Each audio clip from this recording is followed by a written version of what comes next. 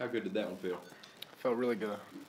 Felt really good. What do you think went well first half, and how did you kind of fight through that second half? I think we really fought as a team. Obviously, the passing game wasn't there today. It's partially my fault. Just wasn't falling. But, the running backs and the O-line, the receivers really picked up in the rushing game, and we were able to put up a lot of yards and fight our way through this game. Credits to Virginia, great defense, great team. Wish them the best of luck the rest of the season. But I'm really proud of the team today. Kyle, do us a favor. Pick up that mic.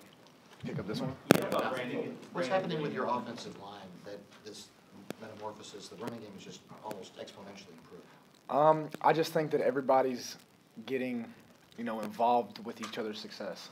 And guys are taking more pride in making a block or, in my case, making a check. Receivers blocking down the field. So it's just we're really becoming together as a team. And, whether it be passing the football or running the football, just the fact that we're being successful really, really energizes the team. Let's talk about what Brandon did today and what he's done the last 2 weeks after not getting a carry, 2 weeks ago. Yeah, I talked to him after the Wake Forest game for not getting a carry, and he's really down on himself, really down on the situation. I told him, I said, man, I've been in this situation as well. I know it sucks, but you just got to fight through it and be a leader. We chose you to be a team captain this year for a reason, and we need you to keep your head up and keep fighting and keep working because I promise you it'll all work out. I think that earlier in the season he had a lot of pressure on himself. He was trying to do too much, make plays, afraid that if he didn't make a play, then he wasn't going to play. So I just told him, look, Brandon, you're a hell of a running back. Just go out there, get the ball, and do what you've done your whole entire life. And I think that really hit home with him. And I'm just really proud of the way he's fought back and overcome the obstacles that he's been facing.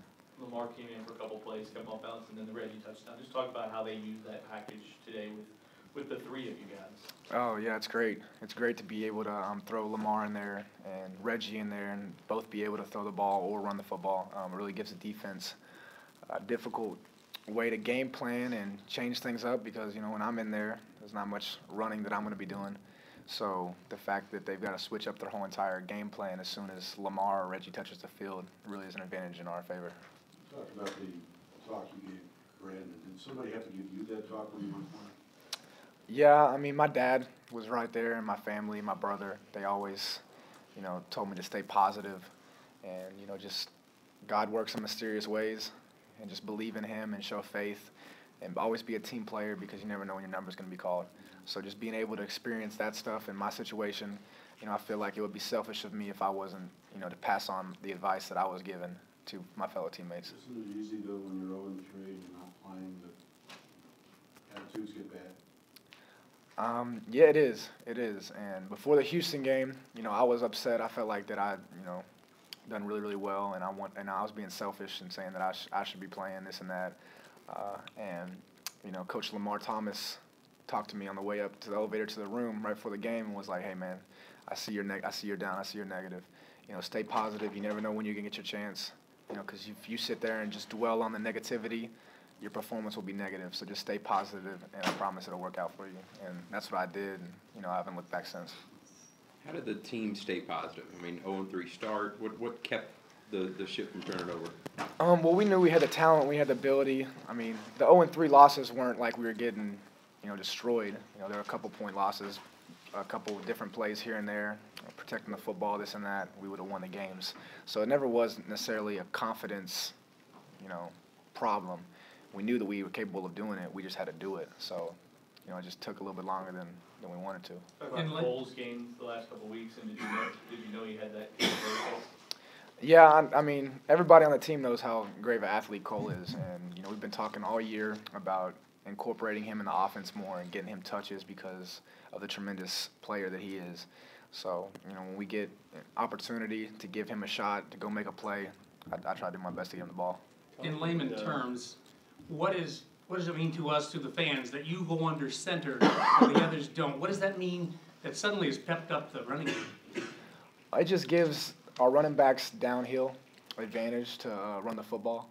So we're able to make checks, and coaches are giving me the power to put us in the right play, which is what happened in the final touchdown.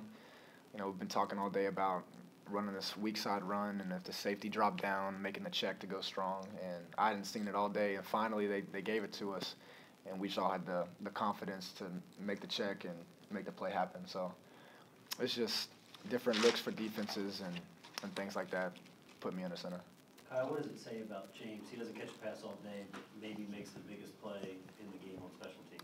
Yeah, there's a couple times on my part that I missed James, and he did a great job of keeping, his attitude positive. All he kept saying was, "Don't worry about it, man. Don't worry about it. We're gonna keep going. As long as we're winning, as long as we win, that's all that matters." So, I'm really proud of James being able to handle that, because him being such a big playmaker, not touching the ball, looking back on it, it's like, wow, how'd that happen? But we just gotta learn from it, and I'm proud of the way he handled himself today. Kyle, given that he, I guess, fumbled upon himself in the loss against Virginia last year, was that maybe good karma for him or whatever, that he was able to have that this year? Whatever it is, it works. So, hey, I like me some of that. So. Do you remember at all talking to him after the Virginia game last year? Or it's kind of funny. I was actually in my bed at the Virginia game. I didn't even travel last year to the Virginia game. So it's kind of weird looking at how, that all worked out. But, I mean, hey. Did you not go because you just didn't travel with the team, or were you sick or hurt or something? No, they take normally 3 quarterbacks or 4 quarterbacks to the game, and I was kind of coming off of the injury and low on the depth chart. So. What's it like for you to see a game-changing play like that from the sidelines, knowing one of your wide receivers is doing it on special teams? It's great. I mean, it's unbelievable feeling. It really energizes the team, gives us some more juice that we needed. We had a couple, bad drives that kind of drained some of the guys, and me myself making a few mistakes.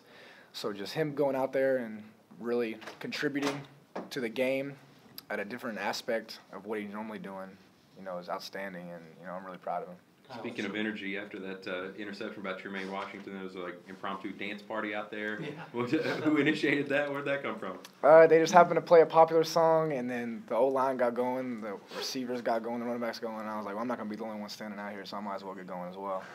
So I think that a lot of guys take that in a good way, and it really gets everybody's juices flowing and the confidence level rising instead of just sitting out there waiting for something to happen.